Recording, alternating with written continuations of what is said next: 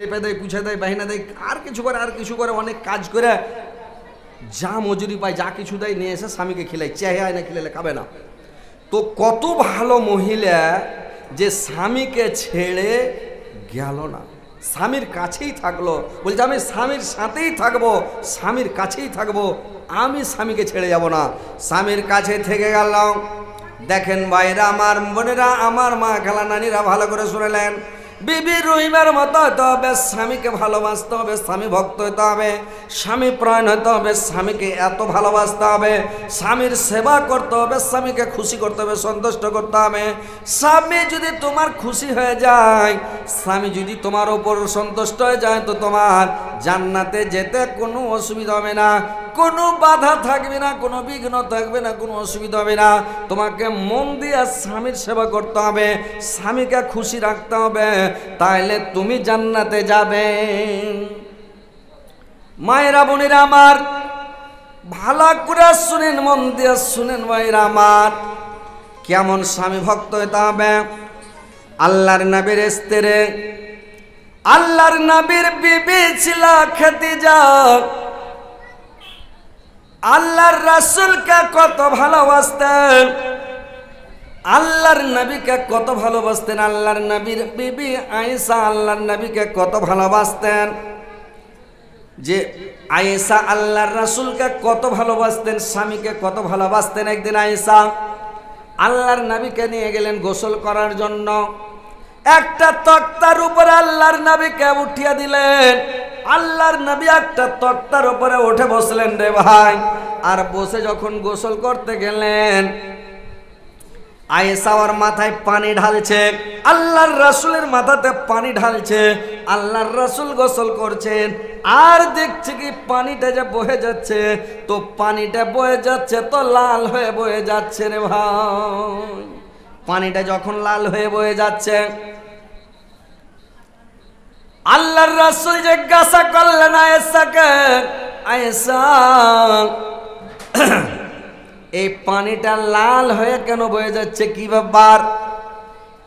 আয়েশা বললেন, নবী গো, যখন আপনি তক্তার উপরে উঠেছিলেন, যখন আপনি এই তক্তার উপরে সওয়ার হয়েছিলেন স্বামী গো, আমার পায়ের কুড়া আঙ্গুলটা তক্তার নিচে চাপা পড়ে গেছে, আমার কুড়া আঙ্গুলটা থেতলা ডাল হয়ে গেছে, আমার আঙ্গুলটা থেতলা আঙ্গুল দিয়ে রক্ত বের হয়ে যাচ্ছে স্বামী গো, ওই রক্তটাই লাল হয়ে যাচ্ছে। আল্লাহর রাসূল চট করে নেমে গেলেন, আর আল্লাহর রাসূল চট করে নেমে যায়, আল্লাহর নবী চট করে নেমে গেলেন, আর নেমে যায় তখন করলেন কে? আল্লাহর নবী চট করে নেমে গেলেন, আর নেমে যায় আল্লাহর রাসূল করলেন কি, চট করে যখন নেমে গেলেন, নেমে যে আয়েশার আঙ্গুলটা বললে, আয়েশা দেখি তোমার আঙ্গুল, তুমি একটু কেন করলে না, করলে না, একটু তুমি ব্যথা অনুভব করলে না, কি ব্যাপার আয়েশা, তুমি কেন একটু কোনো মানে কিছু করবিস করলে না? আয়েশা বললেন, শুনেন স্বামী গো, আমার একটা আঙ্গুল তক্তার নিচে চাপা পড়ে মানে ডাইল হয়েছে, থেতলেছে, এই কারণে যাবে উহা করব, আমি কটবিস করব। আমার যদি পায়ের 10টা আঙ্গুল চেপে যদি ডাইল হয়ে যেত, 10টা আঙ্গুল যদি কুচলে যেত, থেতলে যেত, কাটা হয়ে যেত, তবু আমি একবার উসাস করতাম না, উহা করতাম না, আমি কটবিস করতাম না, আপনাকে কষ্ট দিতাম না। ভাইরা আমার, বন্ধুরা আমার, মা খালা নানিরা শুনেলেন স্বামীকে কত ভালোবাসে, স্বামীর ওপরে কত ময়া, কত মমতা, যে স্বামীর ওপরে এত ময়া, এত মমতা, যে স্বামীকে মানে কষ্ট দিবে না। এখনকার মেয়ে ছেলে হলে একটু যদি ওর পায়ের উপরে পা পড়ে যায়, তো এমন জোরে ঢাক্কা মারবে, 3 পাল্টিক দিবে, হবে মুখ পুড়ার বেটা, তোর কপালে চোখ নাই ঢালাবার হয়ে গেছে, তুই আর পাখান খুঁজে দিলি, কইবে না? কি জি ভাই, বরদাস্ত করবে? একদিন একটা চড় মেরে দেন, কোনো কারণে একটা চড় মেরে দেন, তো 3 দিন চালা করবেন আপনার সাথে, লাস্টে ওই আপনাকে যে আবার হাত ধরতে হবে, মানে ফুসলাইতে হবে, যে বুঝতে পেরেছেন তো, ওই করতে হবে না, বুঝতে পেরেছেন?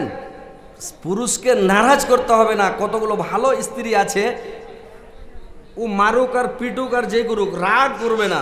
স্বামীকে খিলেবে, স্বামীর সাথে কথা বলবে, স্বামীর আদর করবে, স্বামীর সহগ করবে, স্বামীকে ভালোবাসবে, সবই করবে। মারুক, ঝগড়া হয়েছে তাও চালা করবে। আর কত মহিলা আছে একদিন একটা গ্যাল দিয়ে দিলে 2-3 দিন চালা করবে না, কথা কহেবে না, মধ্যখানে বালিশ দিয়ে তখন রেতে নিন পারবে। এই তো স্ত্রী দুনিয়াতে, বুঝতে পেরেছেন কেমন স্ত্রী আছে। এগুলা করতে হবে না। এমনি জান্নাত, জান্নাতটা ওই পাকা কেলা নাই চিলওয়ার গাবা গাব খাবো। জান্নাত যেতে হলে পরিশ্রম করতে হবে, কষ্ট করতে হবে। দুনিয়াতে সবচাইতে ভালো মানুষ হয়েছে কেটা জানেন? ভালো এবাদত হলো সৎ চরিত্র, ভালো চরিত্র। মানুষের সাথে সৎ ব্যবহার করেন, সৎ আচরণ করেন, মানুষের সাথে ঝগড়া বিবাদ কাজিয়া ফাসাদ করিয়েন না। আর মানুষের সাথে নম্র ব্যবহার করবেন, নম্রভাবে চলবেন, ঠান্ডা মিজাজে চলবেন, মাথা নিচে করে চলবেন, তর্ক করতে যাবেন না। তর্ক ছেড়ে দেন, জান্নাতে চলে যাবেন। ওই আল্লাহ রসুল বলছিলেন যে হারাম খাও জান্নাতে চলে যাও। সাহাবী বলছেন হারাম খাও জান্নাতে যাও, এটা কেমন কথা হুজুর? বললে হারাম মানে হলো রাগ, হলো হারাম। মানুষের রাগটা হচ্ছে হারাম। ওই হারাম খেয়ে মানে রাগটাকে খেয়ে নাও, রাগটাকে হজম করে দাও, তুমি জান্নাতে চলে যাও। তো ওই লেগে রাগ করতে হবে না, রাগ জিনিসটা হলো ক্ষতি করা জিনিস। তো ভাই রাগ করতে হবে না, আপনাকে বরদাস্ত করতে হবে, সাবর করতে হবে, ধৈর্য ধরতে হবে, মানুষের সাথে সৎ আচরণ করতে হবে, ভালো ব্যবহার করতে হবে, তাহলে আপনি জান্নাতে যাবেন। স্বামীকে ভালোবাসেন, স্বামীকে খুশি করেন, স্বামীকে সন্তুষ্ট করেন, স্বামীর পায়ের নিচে বেহেশত। বুঝতে পেরেছেন? ওর পায়ের তলে জান্নাত আছে সেটা কথা নয়, ওর মর্যাদার দিক দিয়ে ওর পায়ের নিচে বেহেশত। যেরকম মার পায়ের তলে বেহেশত, তো মায়ের পায়ের তলে কি জান্নাত আছে? জান্নাত নাই। মার পায়ের তলে বেহেশত মানে মর্যাদার দিক দিয়ে, সম্মানের দিক দিয়ে ওর পায়ের নিচে বেহেশত। তো কথা হচ্ছে ভাই, কথাগুলো মন দিয়ে শুনবেন, ভালো করে শুনবেন। যে কথাগুলো মন দিয়ে ভালো করে শুনবেন, যে মার পায়ের নিচে বেহেশত, স্বামীর পায়ের নিচে স্ত্রীর বেহেশত। তো স্বামীকে খুশি করতে হবে, সন্তুষ্ট করতে হবে, ভালোবাসতে হবে। কেমন করে? যে আল্লাহর রাসূলের বিবি ছিলেন বিবি খাদিজা। তো বিবি খাদিজা আল্লাহর রাসূলকে কত ভালোবাসতেন, কত ভালোবাসতেন আল্লাহর রাসূলকে। শুনেন যে যখন খাদিজা মারা গেলেন, আল্লাহর নবী খাদিজাকে কত ভালোবাসতেন, কত ভালোবাসতেন রে ভাই। যে কোনো সভাতে, যে কোনো মজলিসে, যা কোনো জায়গাতে, যে কোনো অনুষ্ঠানে কোন মানুষ যদি খালি খাদিজার নামটা উচ্চারণ করে নিত, খাদিজার নামটা যদি খালি মুখ দিয়ে উচ্চারণ করে দিত, আল্লাহর নবী সমস্ত গল্পকে বন্ধ করে দিয়ে আল্লাহর রাসূল খাদিজার গুণ বর্ণনা করতে লাগলেন। আর খাদিজার গুণ বর্ণনা করতেন, সব গল্পকে বন্ধ করে খাদিজার গুণ বর্ণনা করতেন। খাদিজা এরকম ভালো, খাদিজা এরকম ভালো। দেখতে দেখতে দেখতে দেখতে একদিন আয়েশা রেগে গেলেন যে ডেলি খাদিজার খালি গুণ বর্ণনা করছে, খালি খাদিজার গুণ বর্ণনা করছে। একটা সতীনের ঝালাস আছে ভাই, সতীনের ঝালাস নেই? সতীনের কেমন ঝালাস মোবাইল দেখছেন? বাংলাদেশ থেকে দেখেছে সতীনের ঝালাস গেলা, দেখেছেন? বিশাল ঝালাস। সতীনের মতন ঝালাস আর দুনিয়াতে নেই। এক সতীন করেছে কি, আর এক সতীনকে দেখছে তখন তোর মুখখানটাকে ইরিং করবো, তখন আর এক জনা করেছে কি গুল্লা দিয়ে দেখেছে তোর মুখখানটাকে কই চিলা দেবো। দেখাই না বাংলাদেশ থেকে, মোবাইলে দেখেছে, দেখবেন যে সতীনের কত ঝালাস। সতীনের ঝালাস বরদাস্ত করতে পারে না। এক সতীন করেছে কি একজনার থালিতে করেছে কি ছাত্তু সেনা খেয়ে এলেছে, তখন আর এক সতীন কইছে মাগি তুই হার থালিতে ছাত্তু সেনা খালি, তোর থালিতে আমি গু সেনা খাবো। কত সতীনের ঝালাস, বুঝতে পারছেন? সতীনের মতন ঝালাস আর দুনিয়াতে কিছু নাই। এবার খাদিজার গুণ যখন ডেলি বর্ণনা করে রে ভাই, আয়েশার তখন মানে মন খারাপ। হযরতে আয়েশা করেছেন কি, একদিন আয়েশা বলছে আল্লাহর নবীকে বলছেন, নবী গো, যখন আপনার বয়স 25 বছর আর খাদিজার বয়স 40 বছর, আপনি একটা জাইফি বুড়িকে বিয়ে করেছিলেন।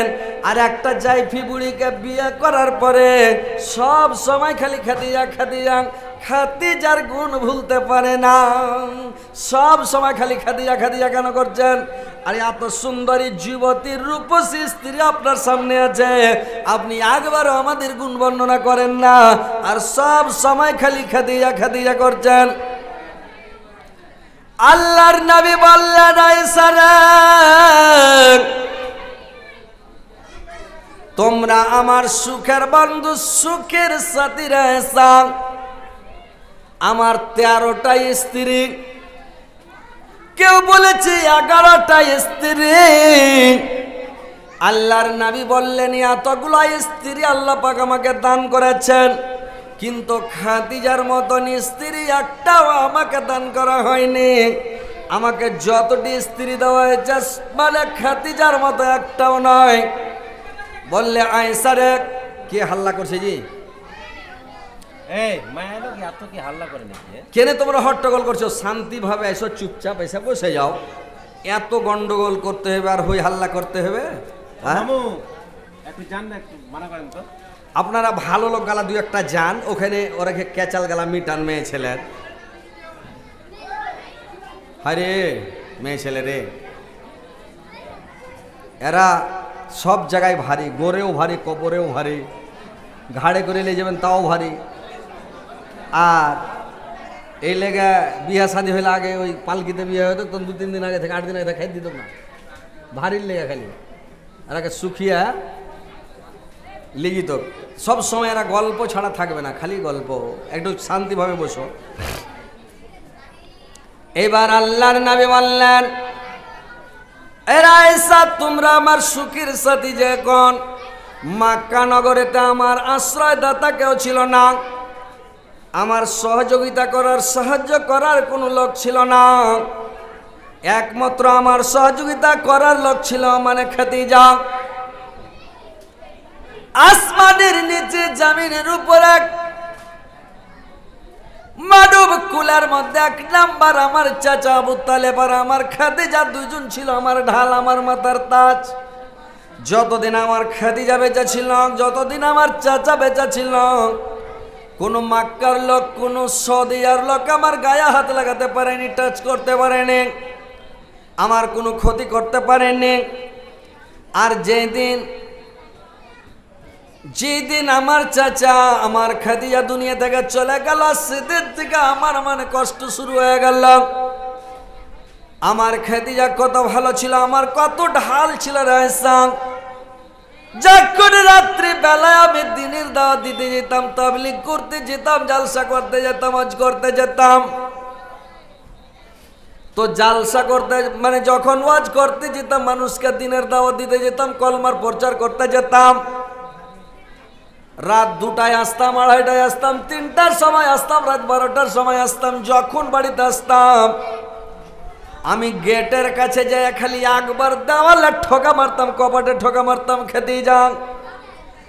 একবার ঠোকা মারতে মাত্র গেট খুলে যেত, কেওয়াড়খানা খুলে যেত। ঠোকা মারতে মাত্র গেট খুলে যেত। দেখতে দেখতে আমি একদিন খাদিজাকে জিজ্ঞাসা করলাম, রে খাদিজা, রাত্রি বেলায় কি তুমি ঘুমাও না? তুমি কি বিছানাতে শুয়ে থাকো না রে খাদিজা? যে যখনই গেটে বাড়ি মারি তুমি গেট খুলে দাও, কেওয়াড়খানা খুলে দাও, ব্যাপারটা কি? খাদিজা বলল, স্বামী গো, যখন আপনি দিনের দাওয়াত দিতে চলে যান, আপনি যখন কলমার প্রচার করতে চলে যান স্বামী গো, আমি রাত্রি বেলা কি করি স্বামী গো? আমি বিছানায় যদি শুয়ে যাই, আমি কেওয়াড়খানা লাগিয়ে দিই, হুড়কা লাগিয়ে দিই, খিল ঢুকে দিই। আর যদি আমি বিছানায় শুয়ে যাই, ল্যাপ কেথা দিয়ে মানে লেলি দিয়া মুখ ঢেকে নি, ঘুম চলে আসবে। আপনি দিনের দাওয়াত দিয়ে বাড়ি আসবেন, গেটে মারবেন, খাদিজা খাদিজা করে বাড়ি মারবেন। আমার ঘুম ভাঙতে, বিছান থাকা উঠতে, চপ্পল পায়ে দিতে, আলো জ্বালতে, কপাট খুলতে দেরি হয়ে যাবে। আপনার পায়ে পায়ে দুশ্মন, আপনার বাড়ির পাশে দুশ্মন। দুশ্মনেরা এসে, গুন্ডারা এসে